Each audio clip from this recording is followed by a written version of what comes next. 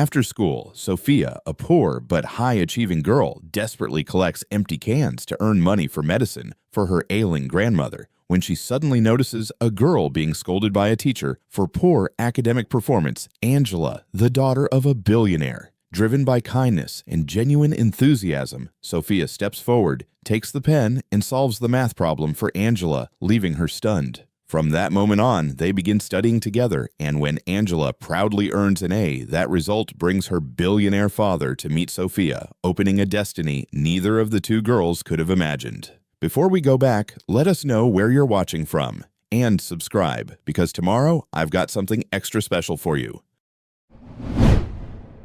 The cafeteria buzzed with noise and laughter. Sophia sat alone at the corner table near the window, her fingers gripping the edges of her plastic lunchbox. She didn't open it right away. Instead, she watched the other kids unpack their lunches, sandwiches wrapped in colorful paper bags, of chips cookies, juice boxes, fruit cups. Angela Morrison sat 3 tables away, surrounded by her friends Madison, Brittany, and Chloe. Her lunchbox was the fancy kind, insulated and covered in sparkly patterns. When she opened it, Sophia caught a glimpse of a thick turkey sandwich, an apple so shiny it looked fake, a bag of pretzels, and what looked like homemade chocolate chip cookies. Sophia's stomach growled. She pressed her hand against it, willing it to be quiet. "Just open it," she whispered to herself. "It's fine. Nobody's watching." But that was a lie. In a school like Riverside Elementary, everyone watched everyone. She'd learned that the hard way during her first week here 2 years ago when she'd opened her lunchbox to find just crackers and the other kids had stared. She took a breath and lifted the lid. 1 half slice of bread sat inside, torn and dry. That was it. Nothing else. Her face burned hot. She quickly broke off a tiny piece and put it in her mouth, chewing slowly while keeping her eyes fixed on the table. If she didn't look up, if she didn't make eye contact, maybe nobody would notice. "Is that all you're eating?" Sophia's head snapped up. Marcus from her math class stood beside her table holding a lunch tray from the cafeteria line. "I'm not that hungry," she said quickly. Marcus looked at her lunchbox, then at her face. Something in his expression shifted. "My mom always packs too much. You want—" "No, thank you. I'm fine." He stood there for another second, then nodded and walked away. Sophia waited until he was gone before letting out the breath she'd been holding. She hated that look, that pitying look people got when they figured it out. She took another small bite of bread, making it last. Through the window, she could see the playground where some kids had taken their lunches outside. They sat in groups, sharing food and laughing. She wondered what that felt like to have so much you could share it. Her hand went to the small heart-shaped locket hanging from her neck. She did this without thinking now whenever she felt scared or alone or hungry. The metal was warm from resting against her skin. Inside was a tiny picture of her mother, so faded you could barely see her face anymore. But Sophia had memorized every detail before it faded. "You'd know what to do," she whispered, touching the locket. "You always knew what to do, didn't you, Mama?" But her mother was gone. Had been gone since Sophia was 3. All she had left were fragments of memories, a soft voice singing, warm arms holding her, and this locket. The cafeteria noise seemed to grow louder around her. She finished the last bite of bread and closed her lunchbox, then pulled out her math homework. If she worked ahead, maybe she could tutor someone after school. Some of the kids' parents paid for tutoring. She'd never asked before, too afraid of seeming desperate, but maybe. No. She shook her head. She had her plan. After school, she'd go to Mr. Chen's recycling center. If she found enough cans and bottles, she'd have enough money for Grandma's medicine. That was what mattered. The lunch period dragged on forever. 30 minutes that felt like 30 hours. Sophia kept her head down, kept working on her homework, kept pretending she didn't notice the looks from the other tables. When the bell finally rang, she was the first one out of the cafeteria. That morning had started the same way every morning started. The alarm clock's shrill beep at 6:00 a.m. Sophia's hand fumbling to shut it off before it woke Grandma Helen.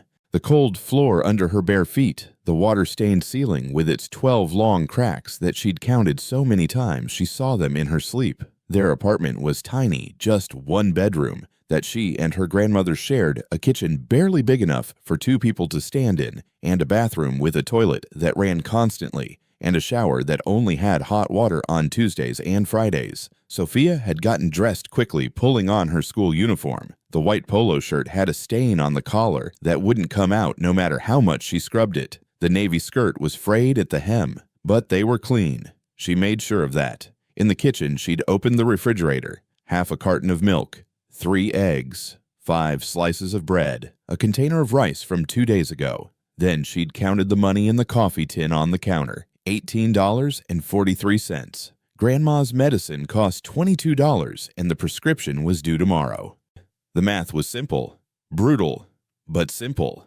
"Baby, you up already?" Sophia had turned to see her grandmother shuffling into the kitchen, one hand pressed against her chest. Then came the coughing, wet, harsh sounds that made Sophia's own chest hurt in sympathy. "Grandma, you should stay in bed." Sophia had rushed to her side, helping her into the worn chair at their small table. "Nonsense, child. I can still make it to the kitchen." Grandma Helen had smiled, but it didn't hide the exhaustion in her eyes. "What are you making for breakfast? Just toast for me? I'll scramble the eggs for you." "You need more than toast. You're a growing girl." Sophia had forced a smile. "I had a big dinner last night. Remember, I'm still full." They both knew she was lying. The rice had been mostly for Grandma, and Sophia had filled up on water and gone to bed with her stomach growling. As she'd cracked the eggs into their single pan, Sophia had felt her grandmother's eyes on her back. "Your mama would be so proud of you," Grandma Helen had said softly. "Smartest girl in that whole fancy school, and here you are taking care of your sick old grandma.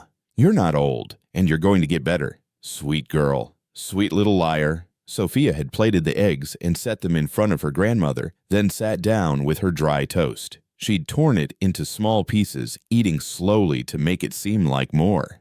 "How much is in the tin?" Grandma Helen had asked suddenly. Sophia had hesitated. "Enough. Don't lie to me, baby. How much?" $18, but I'm going to Mr. Chen's after school today. He said aluminum prices are up. I can make enough for your medicine, Grandma. I promise." Tears had filled her grandmother's eyes. "You shouldn't have to do this. You're just a baby. You should be playing with friends, not digging through trash cans for your sick grandmother's medicine. I'm 12, almost 13, and I want to help." Sophia had reached across the table and squeezed her grandmother's hand. "Besides, my scholarship takes care of school. All I have to do is keep my grades up. The rest is easy." "Nothing about this is easy, child." "Then we'll make it easy. Together." "Okay." Grandma Helen had nodded, wiping her eyes with the back of her hand. After breakfast, Sophia had packed her lunchbox. She'd opened the bread bag and looked at the 5 remaining slices. 2 for dinner, 2 for tomorrow. That left 1 for lunch. She'd taken the slice, torn it in half, and put 1 piece in her lunchbox. The other half went back in the bag. "Sophia, that's not enough." "It's fine, Grandma. I'm not that hungry at lunch anyway. And Mrs. Patterson always has crackers in the classroom. She lets us have them during reading time."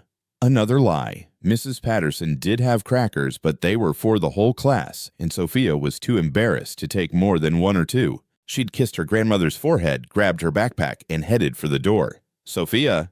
She'd turned back. Grandma Helen was standing now, one hand on the table for support. "You're a good girl. The best girl. Don't you ever forget that." "I won't, Grandma. I love you."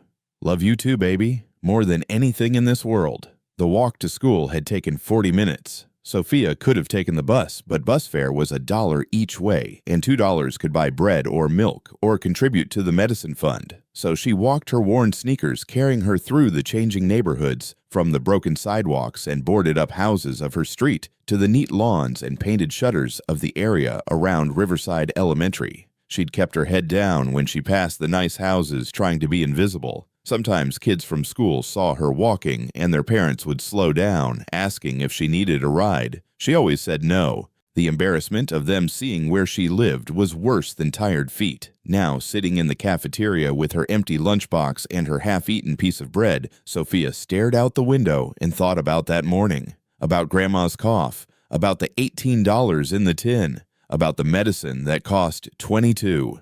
She touched the locket at her neck again. "I'll figure it out, Mama," she whispered. "I always do."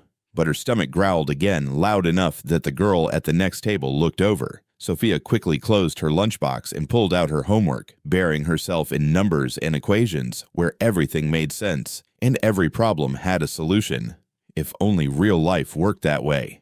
The final bell rang at 3:15. Sophia packed her books quickly, eager to get to Mr. Chen's recycling center while there was still daylight. She was halfway down the hallway when she heard crying coming from the math classroom. She should have kept walking. She had a schedule: get to Mr. Chen's by 3:45, collect cans until 5:00, get home by 5:30 to make dinner for Grandma.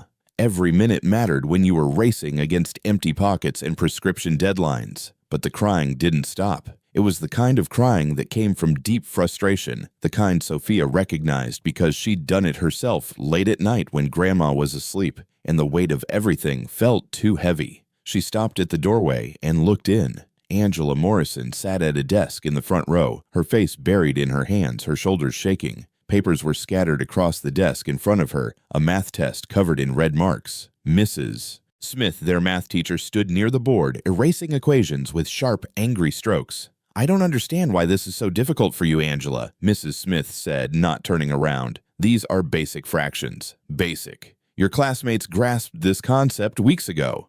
"I tried." Angela's voice was muffled by her hands. "I really tried. Trying isn't enough. You need to understand. How are you going to pass the midterm next month if you can't even handle simple fraction multiplication?" Mrs. Smith turned around, her expression stern. "Your father pays good money for you to attend this school. The least you could do is put in the effort." "I am putting in effort." Angela's head shot up, her face red and blotchy with tears. "I study every night. I don't get it." Mrs. Smith sighed, a sound heavy with disappointment. "I have a faculty meeting. Stay here and review your test. Try to understand where you went wrong. Maybe it'll finally click." She gathered her papers and walked toward the door, barely glancing at Sophia as she passed. "Go home, Sophia. It's after school hours." The teacher's footsteps echoed down the hallway, leaving silence behind. Angela stayed hunched over her desk, crying quieter now, but still crying. Sophia looked at her watch. 3:20. If she left now, she could still make her schedule work. She took a step backward toward the hallway. Then Angela let out a sob that turned into a frustrated scream, crumpling the test paper in her fists. Sophia closed her eyes. She thought of the coffee tin with its $18. She thought of Grandma's medicine. She thought of her own empty lunchbox and her growling stomach and all the reasons she should just walk away. She stepped into the classroom instead. Angela." Angela's head jerked up. Her eyes were swollen mascara running down her cheeks. She looked at Sophia for a long moment, and Sophia saw something flicker across her face, embarrassment maybe at being seen like this. "What do you want?" Angela's voice came out sharper than probably intended. "Come to see the dumb girl cry." "No, Sophia shifted her backpack on her shoulder. "I heard you say you don't understand fractions. So what's it to you? I could help. If you want. I'm pretty good at math." Angela stared at her. Sophia realized this was probably the first time they'd ever really looked at each other, despite being in the same class for 2 years. Angela was one of the popular girls, always surrounded by friends, always dressed in clothes that actually fit and didn't have stains. Sophia was the scholarship kid who sat in front and ate lunch alone. "Why would you help me?" Angela asked suspiciously. Sophia thought about that. She could say something noble, something about helping classmates or being kind.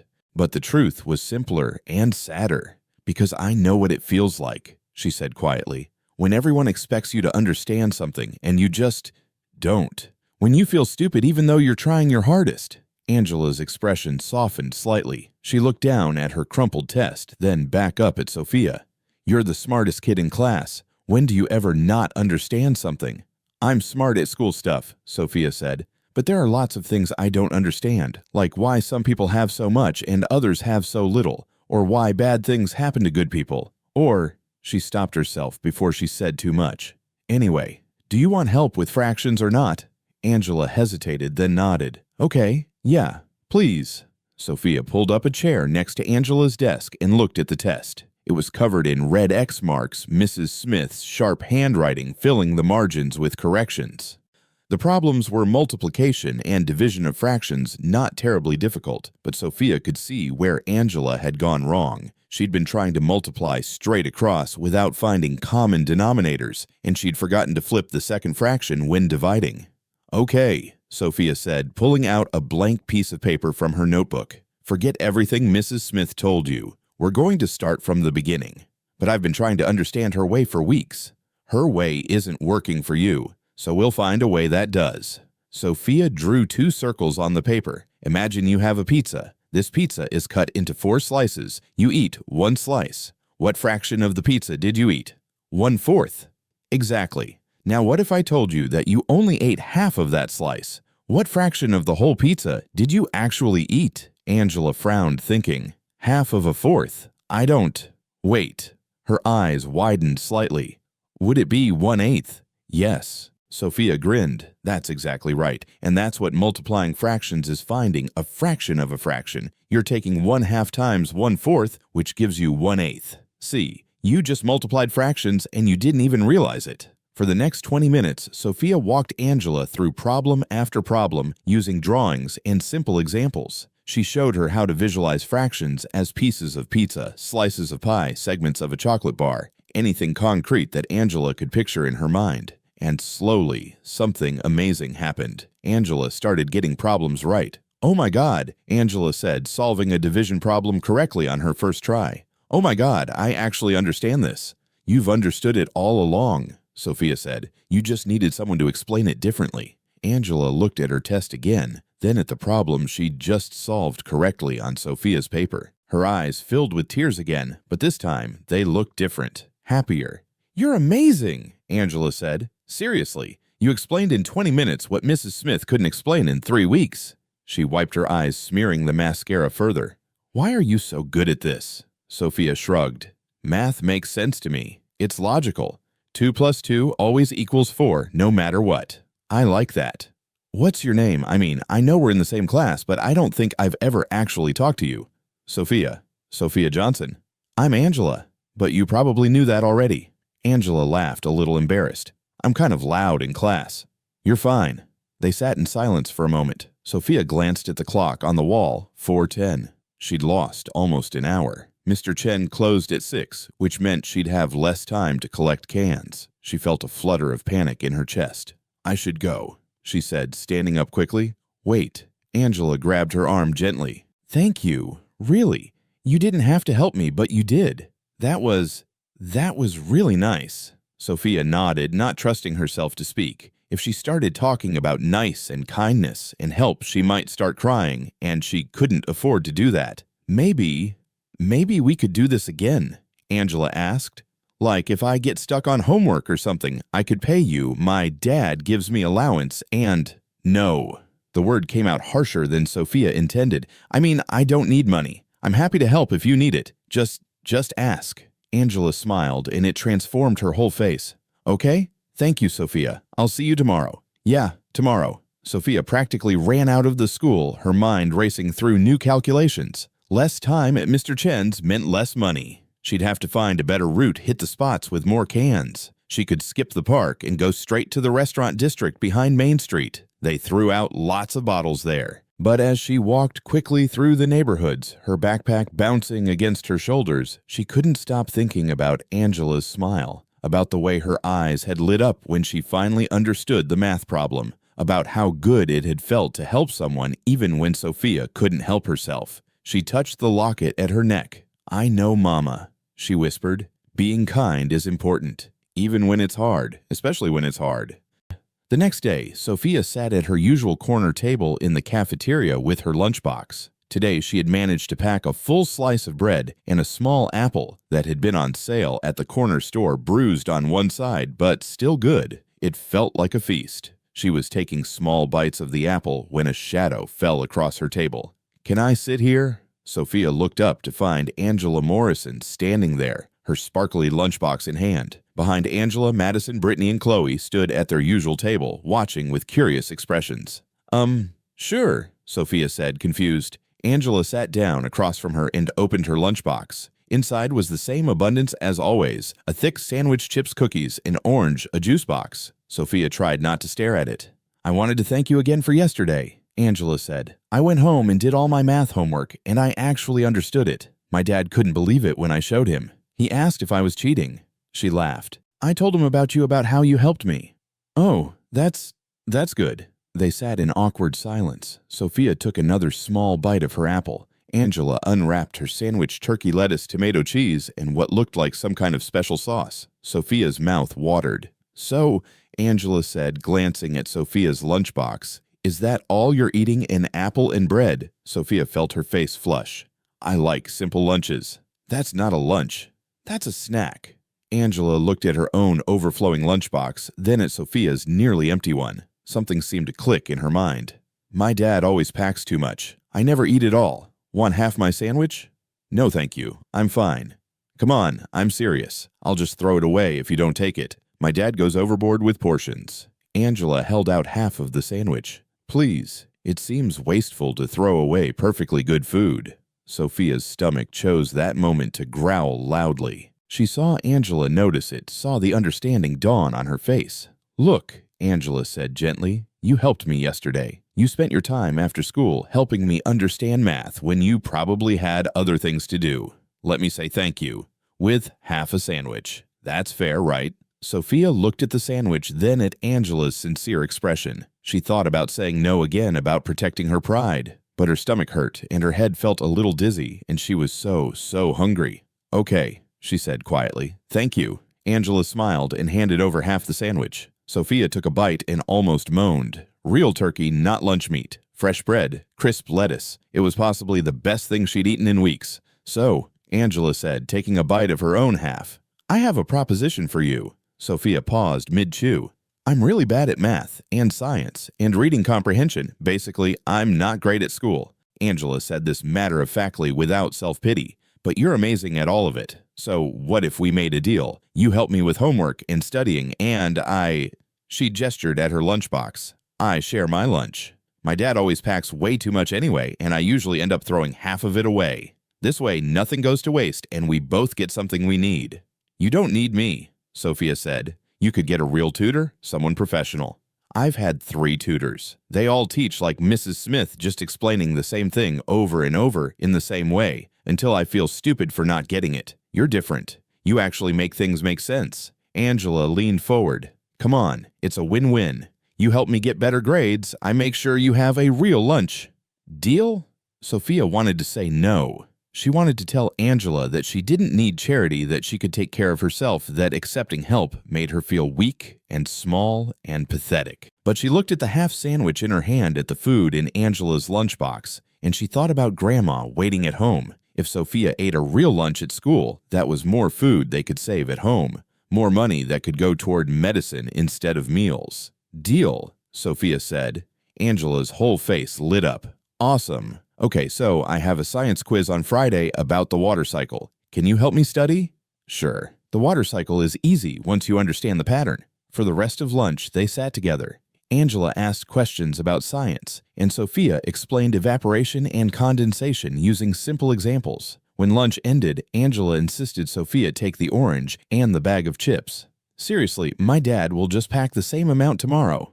Take it. Afternoon snack. As they walked to class together, Sophia noticed the stares. Madison, Brittany, and Chloe whispered to each other, shooting looks in their direction. Other kids watched with curiosity. The scholarship kid and the rich girl walking side by side. It was unusual enough to cause gossip, but Angela didn't seem to notice or care. She just kept talking about the science quiz, asking questions, genuinely trying to understand. Over the next 2 weeks, it became routine. Every day at lunch, Angela would arrive at Sophia's table with her overflowing lunchbox. They'd split the food while Sophia helped with homework, math, science, reading, whatever Angela needed, and slowly, gradually, Angela started improving. I got a B- on my science quiz, Angela announced one day, bouncing in her seat. A B-, I usually get D's. That's great. Sophia felt genuinely proud. See, you're not bad at school. You just learn differently than Mrs. Smith teaches. No, it's because of you. You're an amazing teacher, Sophia.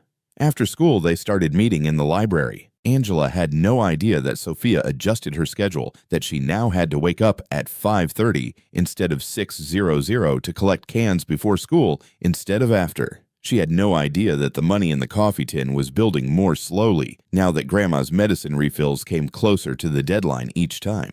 But the trade-off was worth it. Sophia wasn't hungry anymore, at least not during school. The daily lunch from Angela meant she could save more food at home for Grandma.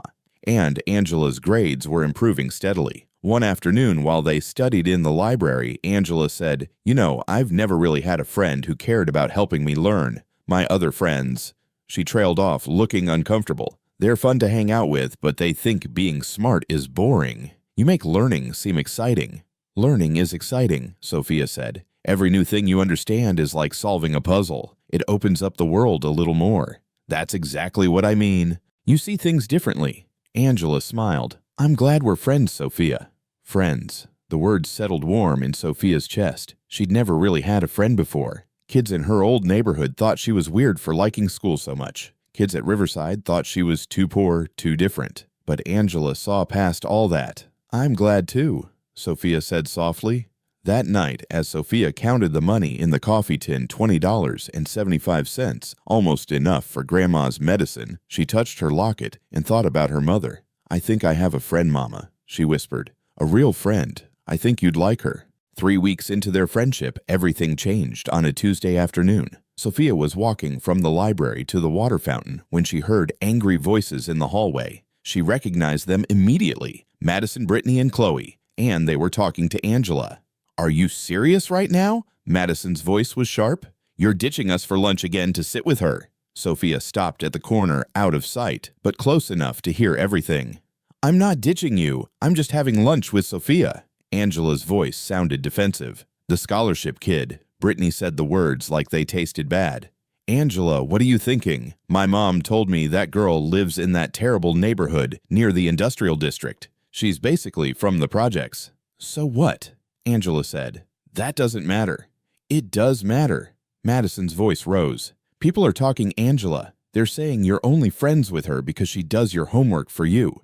She doesn't do my homework. She helps me understand it. There's a difference.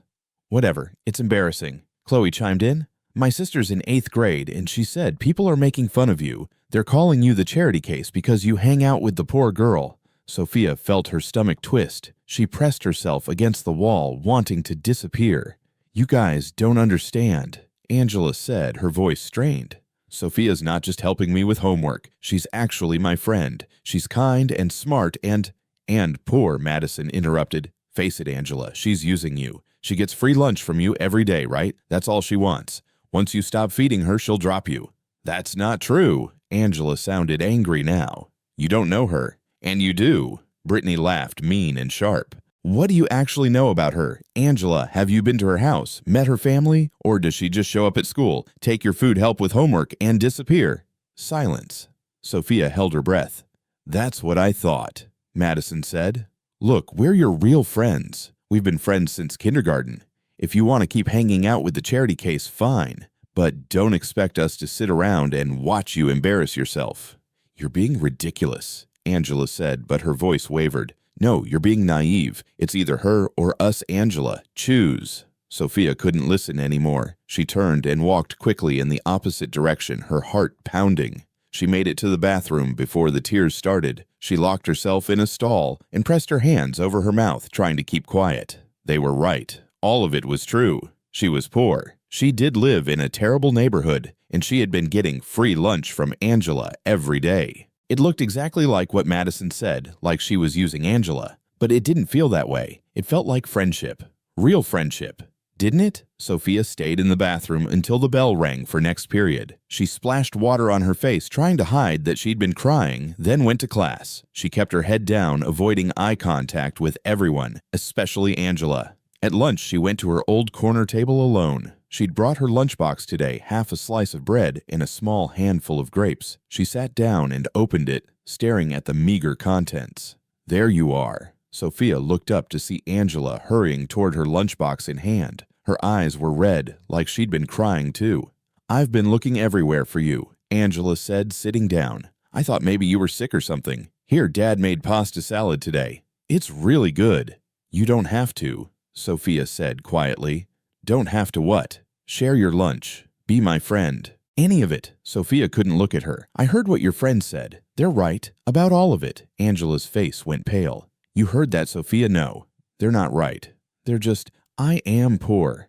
I do live in a bad neighborhood, and I have been taking food from you every single day. Sophia forced herself to meet Angela's eyes. Maybe they're right about me using you too. Stop it. Angela's voice came out fierce. You're not using me. We're friends. Real friends. And I don't care what Madison or Brittany or anyone else says about it.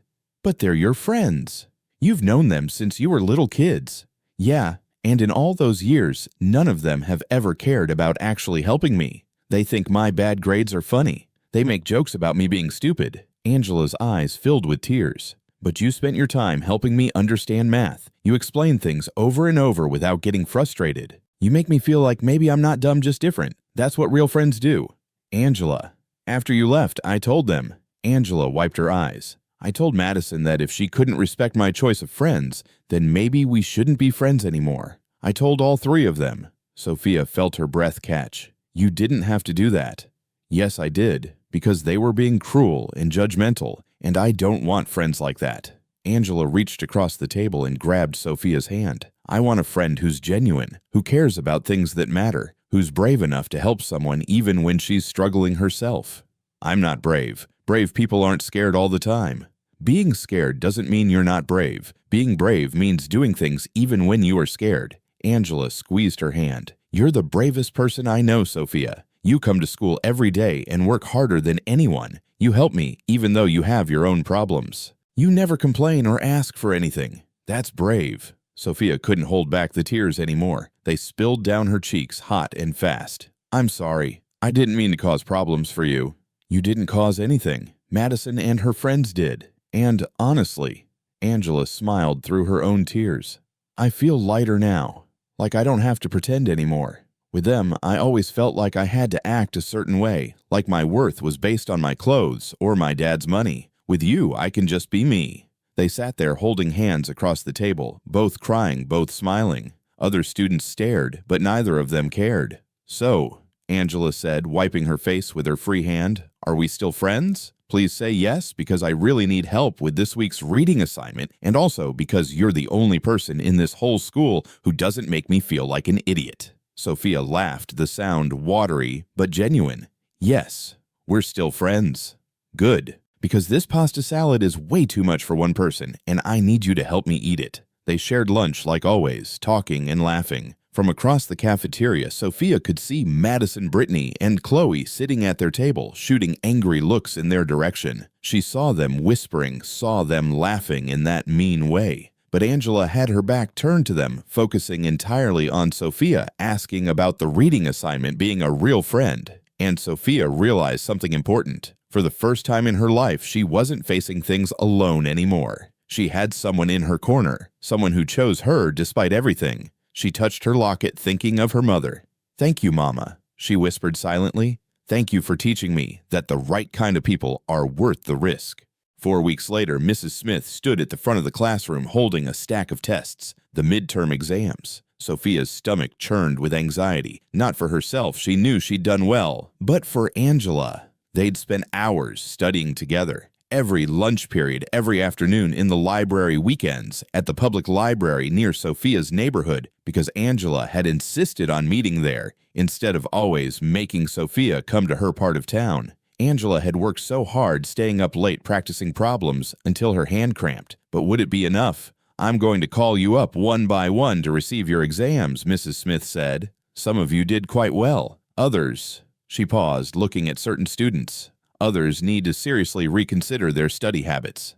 She started calling names alphabetically. Students walked to the front, received their tests, and returned to their seats. Some smiled, others looked devastated. Sophia Johnson. Sophia walked to the front. Mrs. Smith handed her the test with a small smile. Excellent work as always. Sophia looked at the paper. 98%. She'd missed one problem due to a careless error, but overall, it was good. She returned to her seat and waited anxiously for Angela's name. Madison Cooper. Madison got a 91%. She looked pleased. Brittany Foster. Brittany got an 88%. Also good. More names, more tests distributed. Finally, Angela Morrison. Sophia held her breath. Angela walked to the front, her hands clasped tightly together. Mrs. Smith looked at the test, then at Angela. Her expression was unreadable. Then slowly, Mrs. Smith smiled. Congratulations, Angela. Angela took the test with shaking hands. She looked at it, and her eyes went wide. She walked back to her desk in a daze, sat down, and just stared at the paper. Sophia leaned over. What did you get? Angela turned the paper around. There, in red ink at the top, was a large A, and the score, 93%. Oh my God, Angela whispered. Oh my God, Sophia, I got an A. I've never gotten an A in my life. You did it, Sophia whispered back, grinning. I knew you could. No, we did it. You helped me. You taught me. Angela's eyes filled with tears. I can't believe it. My dad's going to freak out. After class, Angela practically tackled Sophia in a hug. Thank you, thank you, thank you. This is the best day of my life. Students passing in the hallway stared. Sophia saw Madison roll her eyes and whisper something to Brittany, but she didn't care. Angela had earned this grade through hard work and determination, and no one could take that away from her. That evening, Angela texted Sophia from her dad's phone. Sophia didn't have her own phone, so they'd been using Angela's dad's number for communication. Dad wants to meet you. He says anyone who could help me get an A is a miracle worker. Can you come over this weekend, please? He wants to thank you properly. Sophia stared at the message for a long time. Go to Angela's house, meet her father. The idea terrified her. She thought of her worn clothes, her cheap sneakers with the sole peeling off. She thought of how she'd look in their fancy house, how obvious it would be that she didn't belong there. But Angela wanted her to come. Angela, who had stood up to her friends for Sophia. Angela, who had chosen their friendship over social status. She texted back, okay, Saturday afternoon. Perfect, I'll tell Dad. He's already planning to make his famous lasagna. You're going to love it. Saturday came too fast. Sophia spent an hour trying to decide what to wear, finally settling on her least worn pair of jeans and a sweater that Grandma had bought her last Christmas. She brushed her hair until it shone and made sure the locket was clean and polished. You look beautiful, baby, Grandma Helen said, smiling despite her fatigue. The cough had been worse this week, and Sophia had had to use almost all the money in the coffee tin for an emergency prescription. This friend of yours sounds special. She is Grandma. She's really nice. Then she'll like you no matter what you're wearing. Real friends see your heart, not your clothes. Angela had texted directions. It was only a 15-minute walk from the school in the neighborhood with the big houses that Sophia passed every day on her way home. She found the address easily, a beautiful 2-story house with a manicured lawn, a stone pathway, and a fountain in the front yard. An actual fountain. Sophia stood at the end of the driveway for a full minute, gathering courage. Then she walked up and rang the doorbell. Angela opened the door, immediately beaming. You're here, come in, come in. The inside of the house was even more impressive. High ceilings, hardwood floors, expensive furniture. Family photos on the walls showing Angela at various ages always smiling. A grand piano in the living room that looked like it belonged in a concert hall. Dad, Sophia's here. A man emerged from what looked like a kitchen. He was tall, probably in his 40s, with dark hair graying at the temples and Angela's same warm smile. He wore casual clothes, jeans, and a button-down shirt, but even those looked expensive. Sophia, I'm so glad to finally meet you. He extended his hand and Sophia shook it nervously. I'm Richard Morrison. Angela has told me so much about you. Nice to meet you, sir. Please call me Richard. He gestured toward the kitchen. I hope you like Italian food. I made lasagna, garlic bread, and we have salad. Angela mentioned you might be hungry. Sophia's face burned. Had Angela told him about her situation, about the empty lunchbox before they'd become friends? Angela seemed to sense her discomfort. I just said you'd like Dad's cooking. Everyone does. He thinks he's a chef. She rolled her eyes affectionately. Dinner was surreal. They sat at a dining table that could have seated 12 people eating food that tasted like it came from a restaurant. Richard asked Sophia about school, about her favorite subjects, about her teaching methods with Angela. He was genuinely interested, leaning forward as she talked, asking follow-up questions. The way you explain things makes sense to me. Angela interjected. Like with fractions, you used pizza. Nobody ever used pizza before. They just showed me numbers and expected me to understand. Everyone learns differently, Sophia said. Angela's a visual learner. She needs to see things to understand them. Once I figured that out, everything else fell into place. Richard looked at her with something like amazement. You're 12 years old. Almost 13, sir. Next month. Remarkable. Truly remarkable. He paused, seeming to choose his words carefully. Sophia, I want to properly thank you for helping Angela. Her grades have been a struggle for years. We've hired tutors, enrolled her in special programs, tried everything. But nothing worked until you. That test score, an A-, that's a miracle. It's not a miracle. Angela did the work. She just needed someone to explain things in a way that made sense to her. Still, I'd like to do something for you. Would you be interested in tutoring Angela regularly? I'd pay you, of course. $20 an hour. Sophia's mind spun. $20 an hour. That was more than she made in a whole day collecting cans. She looked at Angela, who was nodding enthusiastically. I already help Angela with homework, and we're so grateful.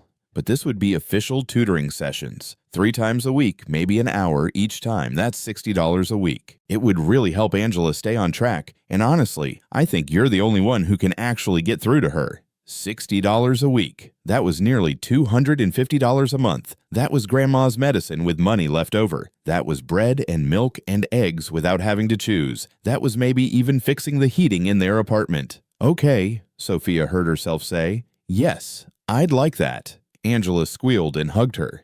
This is going to be amazing. We can have official study sessions, and you won't have to rush through homework in the library, and… There's just one condition, Richard said, his expression becoming serious. I'd like to meet your parents or guardians, just to make sure they're comfortable with this arrangement. Sophia's stomach dropped. My grandmother. She takes care of me. Perfect. Could we set up a time to meet? Maybe I could come by your home, or we could meet somewhere neutral, if that's more comfortable. The thought of Richard Morrison seeing their tiny apartment, seeing the water-stained ceiling and the broken heating and the nearly empty refrigerator made Sophia want to sink through the floor. Could we meet at the library? She asked quickly.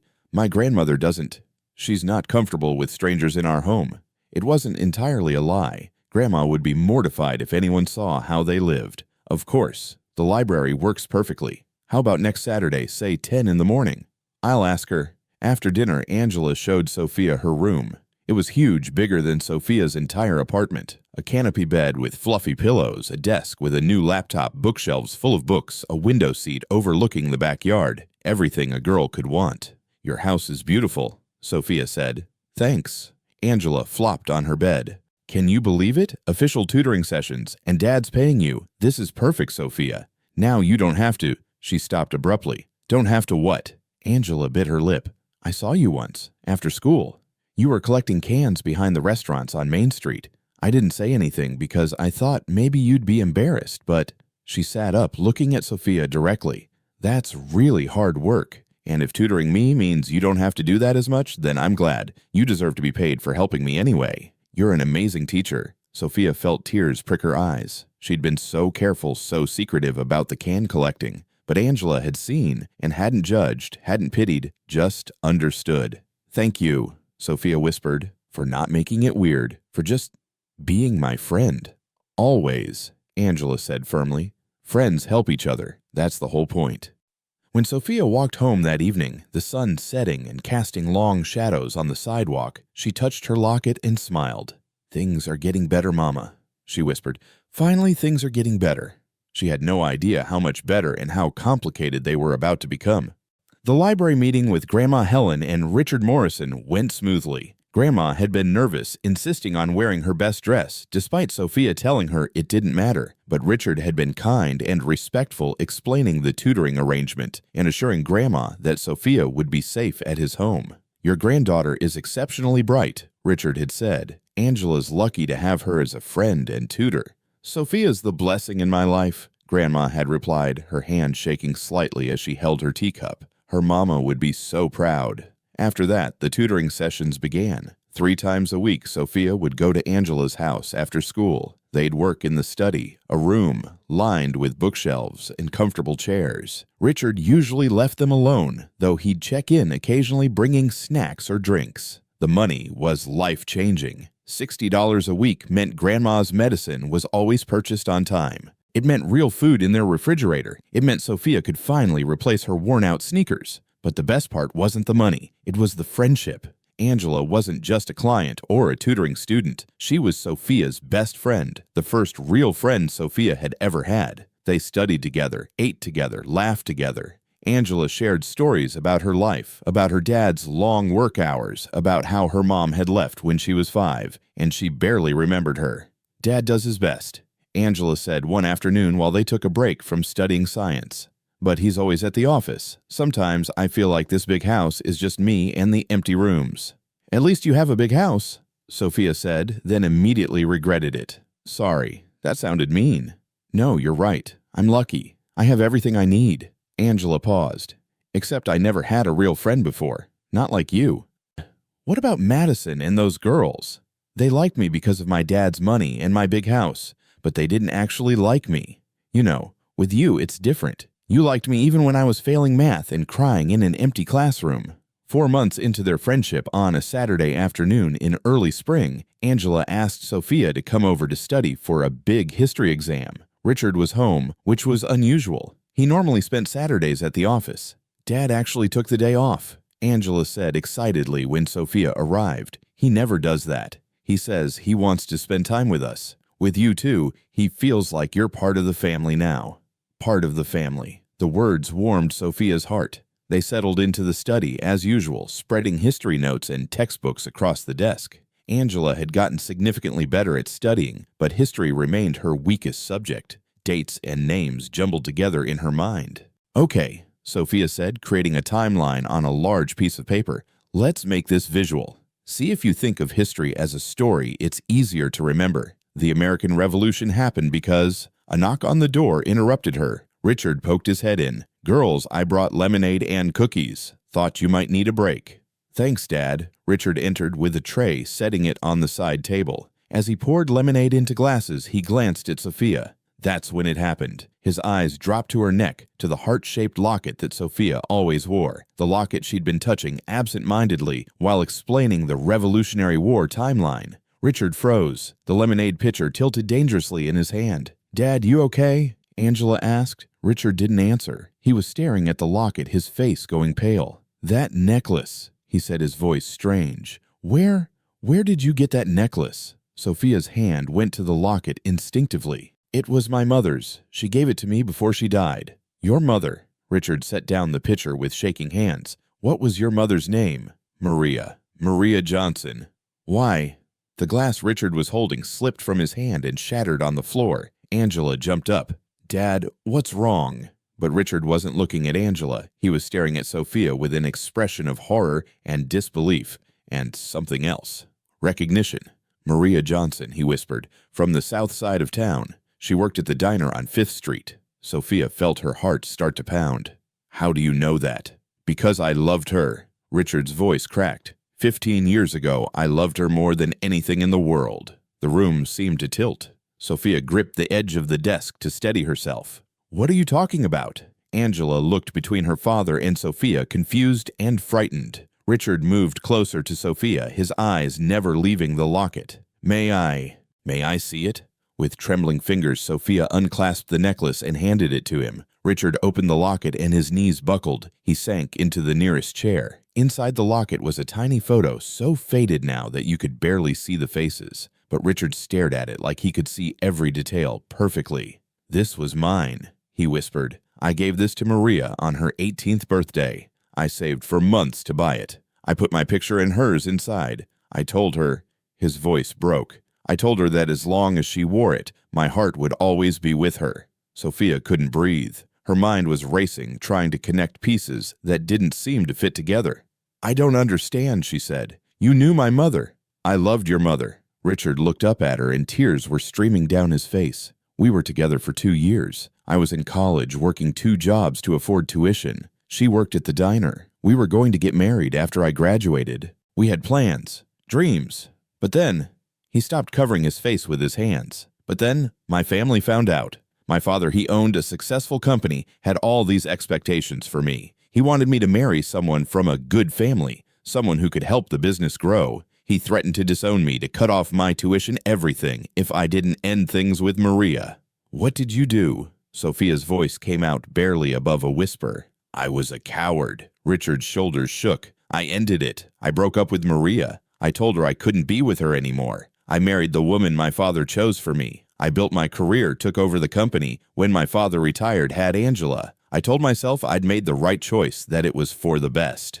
But Maria... Sophia couldn't finish the sentence. I never knew she was pregnant. She never told me. If I had known... Richard looked at Sophia, really looked at her for the first time. How old are you? 12. I'll be 13 next month. Richard did the math in his head. The timing was right. His face crumpled. Oh God, Maria. What did I do? Dad, Angela's voice was small and scared. "What are you saying?" Richard stood and walked toward Sophia. She instinctively stepped back, but he dropped to his knees in front of her, eye level with her. "Sophia," he said, his voice shaking, "how did your mother die?" "She got sick. When I was 3, some kind of infection. Grandma said they couldn't afford the good doctors, and by the time they got her to the hospital, it was too late." Richard made a sound like he'd been punched. "She died because she couldn't afford health care. She died because I wasn't there to help her. She died because I abandoned her." "I don't understand what's happening," Angela said, starting to cry. Richard looked at his daughter, then back at Sophia. Sophia she's your sister, your half-sister." The words hung in the air like smoke after an explosion. What Angela and Sophia said at the same time. "Maria was pregnant when I left her. She must have been. She was pregnant with my child. With you, Sophia.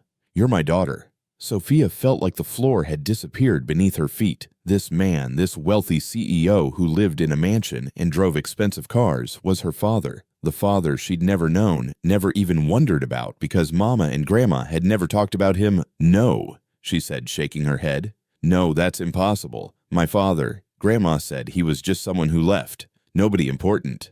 She was protecting you. She was protecting Maria's memory." Richard reached out like he wanted to touch Sophia's face, but stopped himself. "But it's true. I was the one who left. I was the coward who chose money over love, and Maria paid the price. You paid the price." "This is insane," Angela said, but she was looking at Sophia with wide eyes. "But wait, that would mean we've been friends this whole time, and we're actually sisters." "Half-sisters," Richard corrected gently. "But yes." Sophia's mind spun.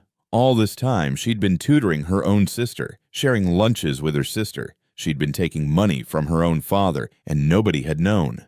"The locket," Richard said softly. "That's how I knew. I'd recognize it anywhere. I held it the day I gave it to Maria. I watched her put our pictures inside. He broke down, completely sobbing. "I'm so sorry, Sophia. I'm so sorry. If I had known, if I had any idea Maria was pregnant, I would have. Would you?" Sophia's voice came out hard, angry. "Would you really have stayed, or would you have done what your father wanted anyway?" Richard flinched like she'd slapped him. I don't know.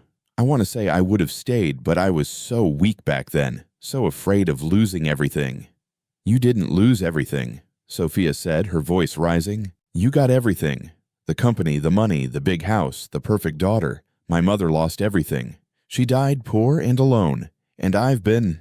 The tears came sudden and fierce. All the hunger, all the fear, all the nights worrying about Grandma's medicine and the empty refrigerator and the broken heating. All of it could have been avoided if this man had just been brave enough to choose love." Angela ran to Sophia and threw her arms around her. "I'm so sorry. I didn't know. If I had known."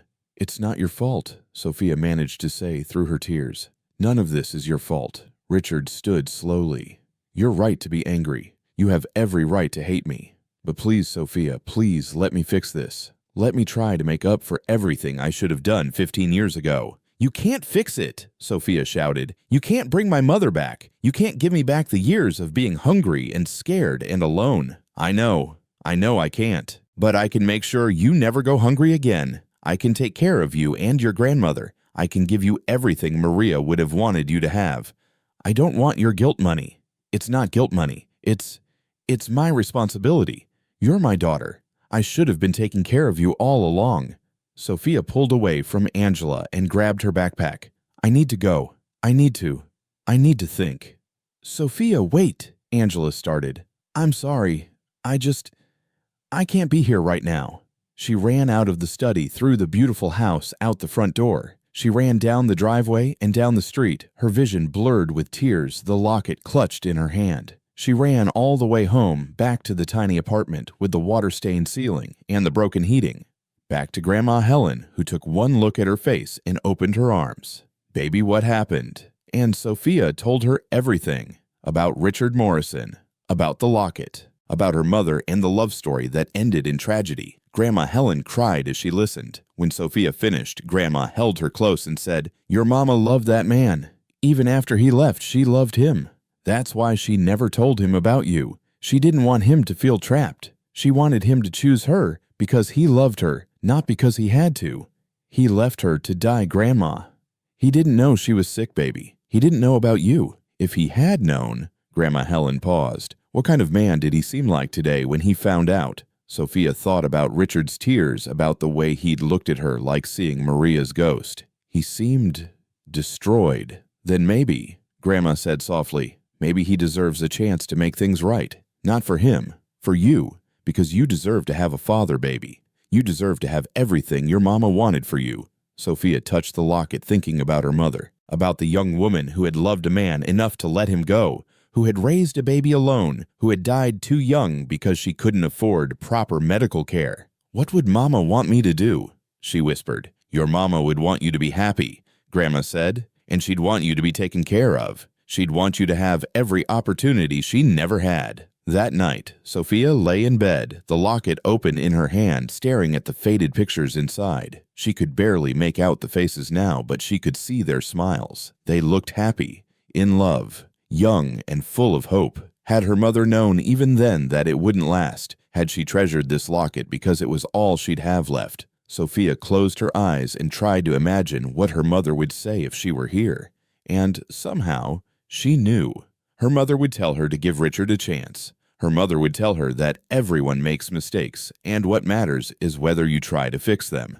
But that didn't make it hurt any less. Sunday morning came too bright and too early. Sophia had barely slept, her mind replaying yesterday's revelations on an endless loop. Richard Morrison was her father. Angela was her sister. Everything she'd thought she knew about her life had shifted. A knock on the apartment door came at 9 a.m. Grandma Helen shuffled to answer it, and Sophia heard a familiar voice. Mrs. Johnson, I'm Richard Morrison. We need to talk. Sophia came out of the bedroom to find Richard standing in their doorway, looking uncomfortable and out of place in his expensive suit in their shabby hallway. In the morning light, she could see the resemblance she'd missed before they had the same shape to their eyes, the same curve to their chin. Come in, Grandma Helen said, her voice cold. Though I don't know what you have to say that I want to hear. Richard stepped inside his eyes, taking in the small space, the water-stained ceiling, the worn furniture, the kitchen with its single working burner. His face went through a series of emotions, shock, guilt, anguish. This is where... He couldn't finish the sentence. This is where Maria died, Grandma Helen finished for him. Right there on that couch. We couldn't afford the hospital stay, so they sent her home with antibiotics that didn't work. She died calling your name. Richard's face crumpled. He sank into the nearest chair without being invited.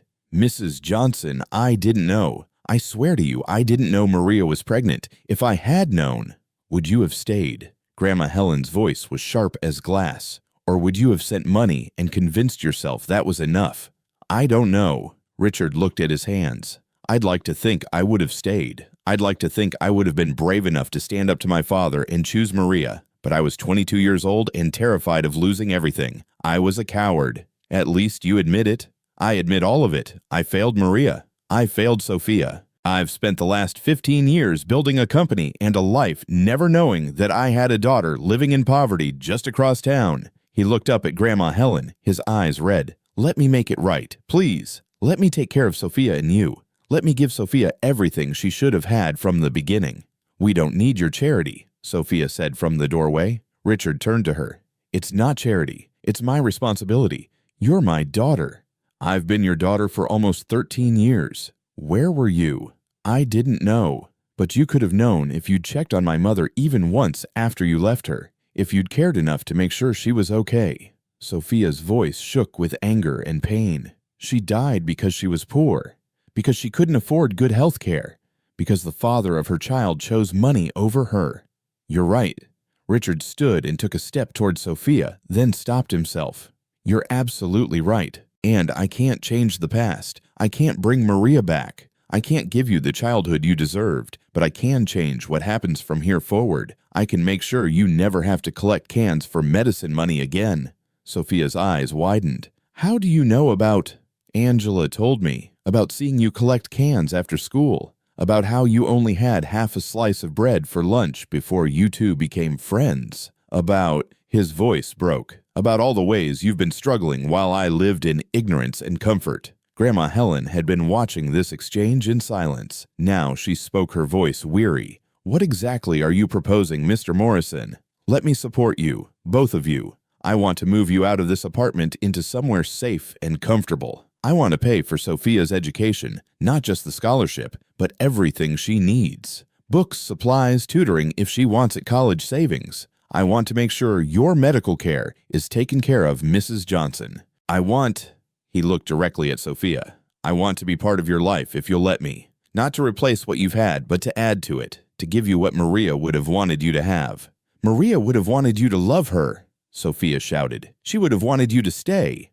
I know, and I failed her. I failed her completely, but I can't fail you too, Sophia. I won't let you keep suffering because of my mistakes. Sophia felt tears streaming down her face. Part of her wanted to tell him to leave, to get out of their lives, to keep his guilt money and his too late apologies. But another part, the part that was tired of being hungry, tired of watching Grandma struggle, tired of counting pennies and making impossible choices, that part wanted to say yes. Grandma Helen seemed to sense Sophia's internal war. Sophia, baby, come here. Sophia went to her grandmother, who pulled her close. This is your choice, Grandma whispered. Whatever you decide, I'll support you. If you want him in your life, okay. If you don't, okay.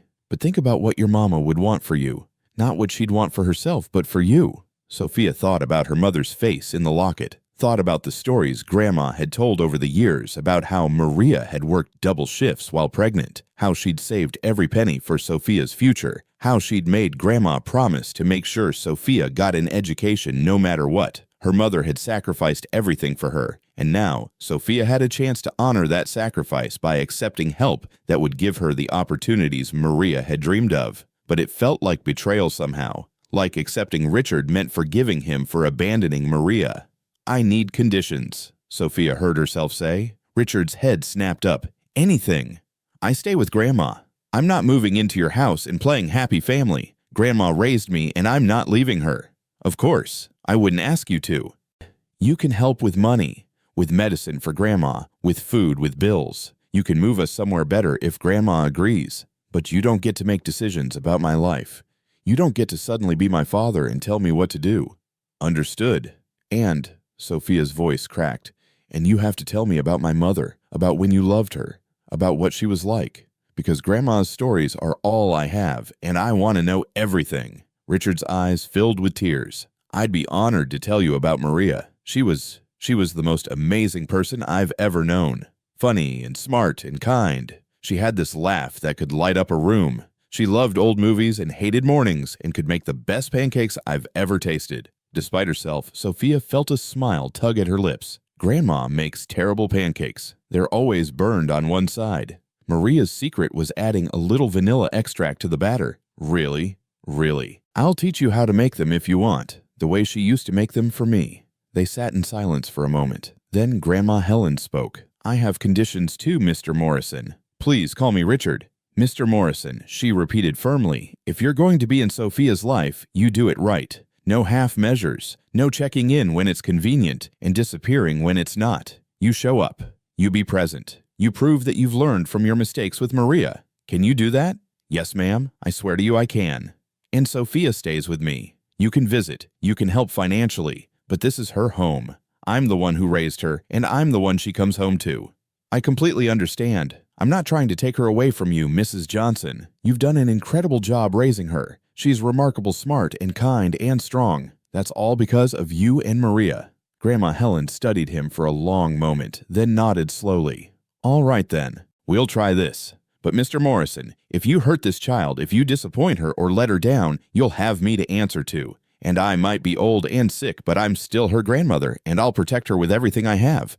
I wouldn't expect anything less. Richard turned to Sophia. Thank you for giving me this chance. I know I don't deserve it, but I promise I'll spend the rest of my life trying to earn it. Over the next few weeks, everything changed. True to his word, Richard moved Sophia and Grandma Helen to a small but comfortable 2-bedroom apartment in a safe neighborhood. The heating worked, the ceiling didn't leak, there was a grocery store within walking distance, and a park across the street. Grandma Helen got an appointment with a specialist who put her on better medication. Within days, her cough improved. Within 2 weeks, she could walk to the kitchen without getting winded. I forgot what it felt like to breathe easy, she said one morning, tears in her eyes. Richard set up a college savings account for Sophia, and made sure she had everything she needed for school. New clothes that actually fit, a laptop for homework, books she'd been wanting to read, but he was careful not to overwhelm her, letting her adjust at her own pace. He visited twice a week, never unannounced, always bringing small gifts that showed he was paying attention. A book about space because Sophia mentioned loving astronomy, a puzzle for Grandma Helen who'd said she used to enjoy them, Maria's favorite flowers which he placed in a vase by Sophia's bed, and he told stories. So many stories about Maria, about how they'd met when Richard accidentally spilled coffee on her at the diner, about their first date at a cheap movie theater where the AC was broken and they'd been too happy to care, about how Maria had believed in Richard's dreams even when he didn't believe in them himself. She was the one who convinced me to stay in college when I wanted to drop out, Richard said one evening while they ate dinner together, Sophia, Grandma Helen, Richard, and Angela. She told me I was too smart to give up, that the world needed what I had to offer. She believed in me before I believed in myself. She had a gift for that, Grandma Helen said softly, seeing the best in people. She saw the best in me even when I didn't deserve it. Richard looked at Sophia. She'd be so proud of you. So incredibly proud. Sophia touched her locket she wore, it always now polished and gleaming. I hope so. Angela, who'd been quiet through most of the dinner, suddenly spoke up. This is weird, right? I mean, it's good weird, but it's definitely weird. A few months ago, Sophia was just the girl who helped me with math. Now she's my sister. Half-sister, Sophia corrected automatically, then grinned. But yeah, it's super weird. Good weird, though. Sophia thought about it. She thought about the empty lunchboxes and the cold apartment and the constant fear of not having enough. She thought about her mother who'd loved Richard enough to let him go, who'd never told him about Sophia because she didn't want him to feel trapped. And she thought about now, about having enough food and a warm home and a grandmother who could breathe without coughing, about having a sister who made her laugh and a father who was really trying to make up for lost time. Yeah, she said finally, good weird. 7 years later, Sophia stood backstage at the Riverside Community Theater adjusting her white coat, not a costume but her real lab coat from her hospital internship. In her pocket was her acceptance letter to Johns Hopkins Medical School, arrived just that morning. She'd read it so many times the paper was starting to wear at the creases. You look nervous, a voice said beside her. Sophia turned to see Angela dressed in a glittering performance dress, her hair and makeup done professionally. Tonight was Angela's debut concert, the culmination of years of voice lessons and small performances. Record label scouts were in the audience. I'm not the one performing, Sophia said. You should be the nervous one. I'm terrified, Angela admitted with a laugh. But I'm also excited. This is it, Soph. Everything we've worked for. Everything you've worked for. This is your dream. No, it's our dream. We did this together, remember?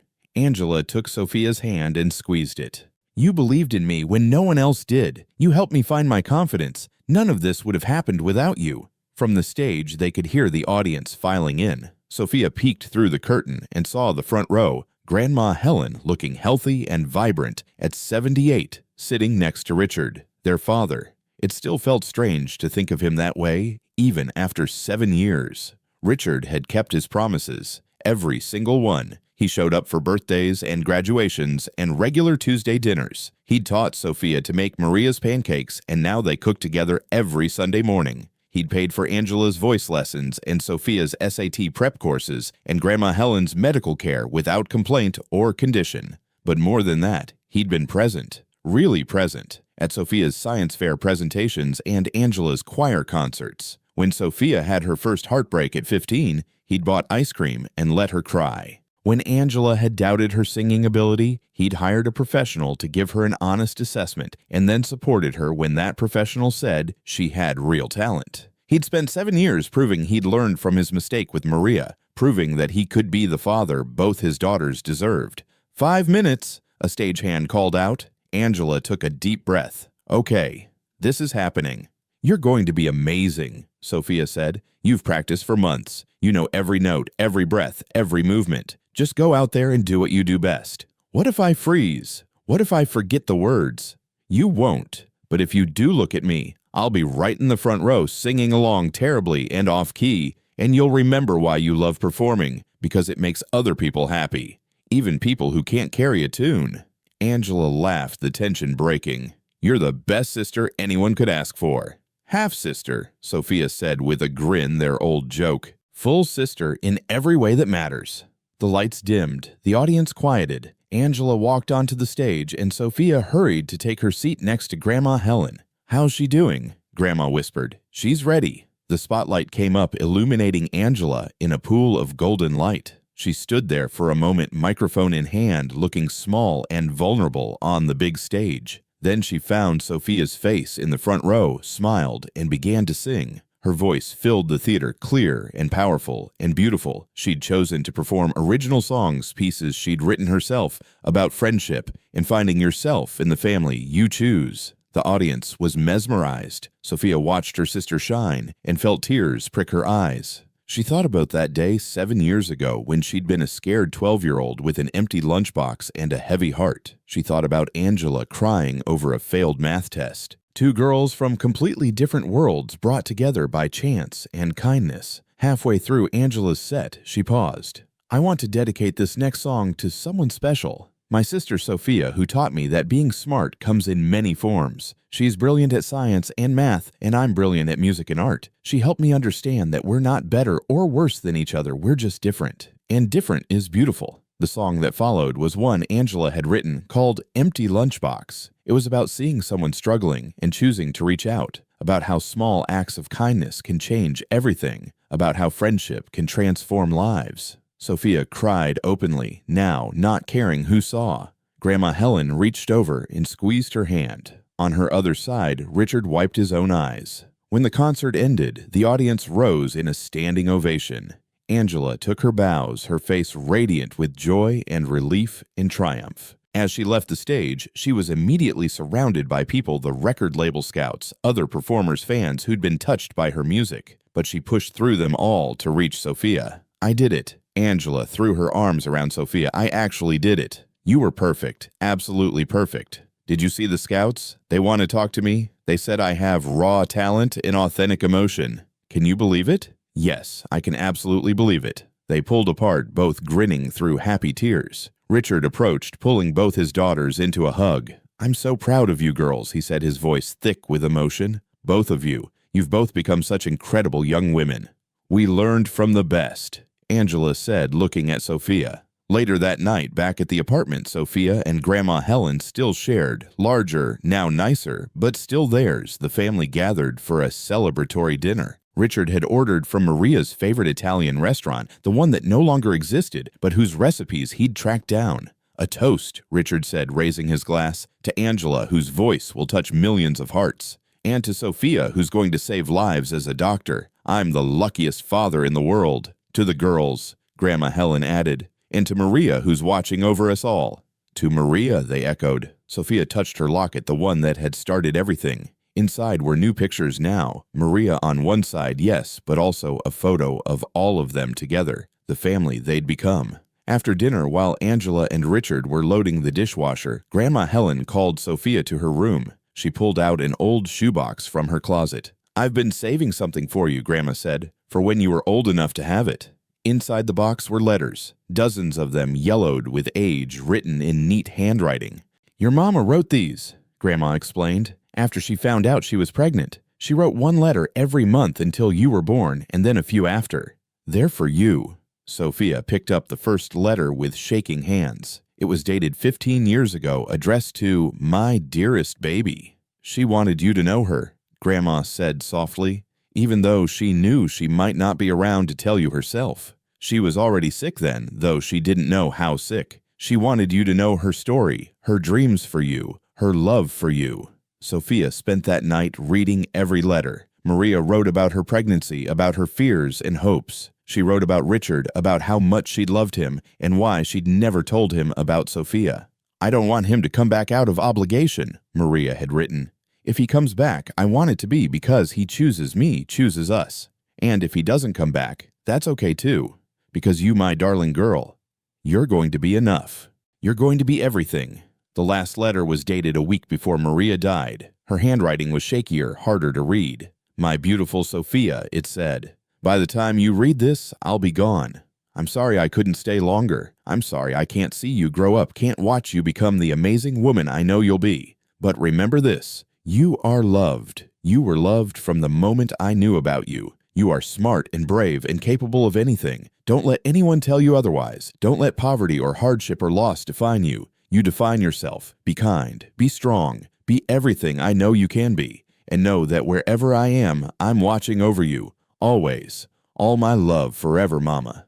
Sophia clutched the letter to her chest and cried. She cried for the mother she'd lost, for the years of struggle, for the little girl with the empty lunchbox who'd felt so alone. But she also cried from gratitude, because despite everything, despite all the hardship and pain, she'd made it. She'd survived. She'd thrived. She had a grandmother who'd sacrificed everything for her, a sister who'd become her best friend, a father who was learning to be better, and a future full of possibility. She thought about that day in the cafeteria 7 years ago, the day Angela had sat down at her table and offered half a sandwich. Such a small gesture, such a simple act of kindness. But it had changed everything. It had led to friendship, which led to discovered family, which led to healing and hope, and a future neither girl could have imagined. Sophia opened her locket and looked at the photos inside. Maria's face smiled back at her, forever young, forever loving. And beside it, the family photo proof that sometimes broken things can be mended, that sometimes lost things can be found, that sometimes even when life seems impossibly hard, kindness can create miracles. She closed the locket and held it close to her heart. "Thank you, Mama," she whispered, "for everything, for the locket that brought us together, for the letters that let me know you, for teaching me that love is worth fighting for, even when it's hard, even when it hurts, even when it seems impossible." Outside her window, the city lights twinkled like stars. Tomorrow, Sophia would go to her hospital internship. Next month, she'd graduate high school. In the fall, she'd start at Johns Hopkins, beginning her journey to becoming a doctor. And through it all, she'd have her family, Grandma, Helen, Richard, and Angela supporting her, believing in her, loving her. The empty lunchbox sat in a glass case on her shelf, now a reminder of where she'd been. But Sophia didn't need reminders of hardship. She had something better, proof that kindness matters, that people can change, that friendship can heal, and that families come in all forms. She'd started with nothing but an empty lunchbox and a dream. She'd ended with everything that mattered, love, hope, and a future as bright as the heart-shaped locket around her neck. And really, what more could anyone ask for? Join us to share meaningful stories by hitting the like and subscribe buttons. Don't forget to turn on the notification bell to start your day with profound lessons and heartfelt empathy.